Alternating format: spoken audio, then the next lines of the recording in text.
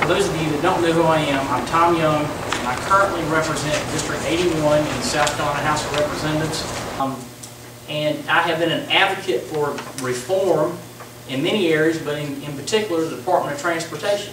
I have 4 questions. Everybody in here, I think, received a handout that talks about some work that was done by the Department of Transportation. And according to this document that I'm reading here,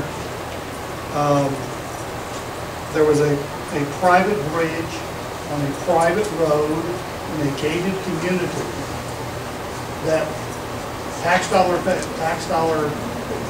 dollars were spent for the SCDOT to go into this private community on a private road, on a private bridge, and do an inspection. To the best of your knowledge, is that true? Well, let me see what happened with that. Excuse me. To the best of your knowledge, is that true?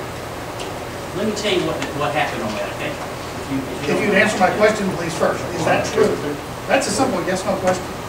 It's my understanding that DOT did go and check the bridges in Woodside. This article claims specifically that that was done at the request of you and Senator Ryberg. Let me tell you what I did. I don't know what Senator Ryberg did, but I can tell you what Tom Young did. I received a telephone call from a city council person here in Aiken who actually lives in Woodside. Okay. And he told me that there were concerns in Woodside as to 3 bridges in particular. He asked me to come look at those bridges. And I met with him and looked at the bridges. And he said, you know, we have some serious safety concerns with these bridges, and we need to know if DOT will look at these bridges. I said, I don't know the answer to that, but I'll be glad to contact DOT and find out. So I called DOT, I talked to their chief engineer. This was last summer. And I said, I told him what the situation was, and he said, we will look at bridges and we will provide a certain type of report as to what the recommendations are as to improving those bridges. He called me back about 4 to 6 weeks later, and he said, I need to know about those bridges. Two questions. Number 1, are there ambulances traveling across the bridges? And number 2, are there school buses traveling across the bridges? And I said, I think there are, but let me hang up and call the city council person to confirm. So I called the city council person, and I asked him those 2 questions, and he told me yes to both of them. So I called back the guy at DOT, and I said yes. He said, well, if that's the case, we'll send somebody out there to look at those bridges. I never demanded that anybody look at those bridges. I simply asked a question as a service to a constituent who is a leader in this community, who lives in the community and has safety concerns. And once he made me aware of those, I felt it was my job as the elected official for that area to contact the Department of Transportation and simply ask them whether or not they would look at it. I never told them to do it, and I never demanded them to do it. That story was completely false. There actually was a story in the Greenville News in November or early December where a reporter interviewed that city council person and the DOT about the same thing, and that was a much more factually accurate story than what you have in front of you. Does it bother you that taxpayer dollars were used by the SCDOT to go inspect a private bridge? The people in Woodside pay money every month to maintain the road system in Woodside. I have friends that live there, and they've told me, you know, our roads are maintained by us. They're not maintained by the county, not maintained by the city. We maintain the roads. Well, if that's the case, and SCDOT is going in there and inspecting bridges, then they're using my money to inspect those bridges. Well, I mean, shouldn't that be paid for by the people that live there, since it's a private road, private bridge? But you know, I think what the concern was, and while they called me about the ambulances and school buses, was whether or not that there were public utility of the school. Why could not the people that live in Woodside that are paying the maintenance fee, why could they not hire a professional engineer to go inspect the bridge? I don't know. You contact. It sounds to me like a crony deal.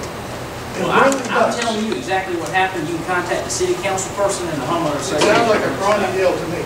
Did you say to the person they really shouldn't do that because it's a private bridge? Was that ever brought up? Did you know it was a private bridge? I Did the county understood, I council understood person say to you, this is a private bridge, we want them to inspect it anyway? I understood that that it was a bridge on private property, but I understood that the public was traveling across that bridge when the public had access to the community, and that the school buses and ambulances were traveling across it. And I simply acted as a conduit. I never said, do this, don't do it. I just asked them if they would do it. And then I got the information that they requested, and they went and looked at it. So you're saying you're innocent? No, I mean, I just did a service to my constituents. I mean, and I don't think I would have done it any differently at this point when they contacted me about their safety concerns. Does the fact... And I understand your concern, but I'm not... I'm Debbie Nix with We the People. This is a private community. I'm making statements, I'm not asking you questions. I would assume that DOT is not going to go in there and make those repairs. I would assume this would have been quite an amount of money for engineering to go in and do what the DOT did. And according to this, according to Larry Grooms, who is a Charleston Republican, he said, who chairs the Senate Transportation Committee, he says, I'm looking for the reason why it was done and to see if there's a trail that leads to any DOT employees that have connections with private contractors or developers. Sarah Knuckles, who is a DOT commissioner, states that she's sounding alarms at the agency she's been for some time. It's been it was very difficult to get the information by FOIA on this. But the bottom line is this was a private property. These bridges are owned by a private community.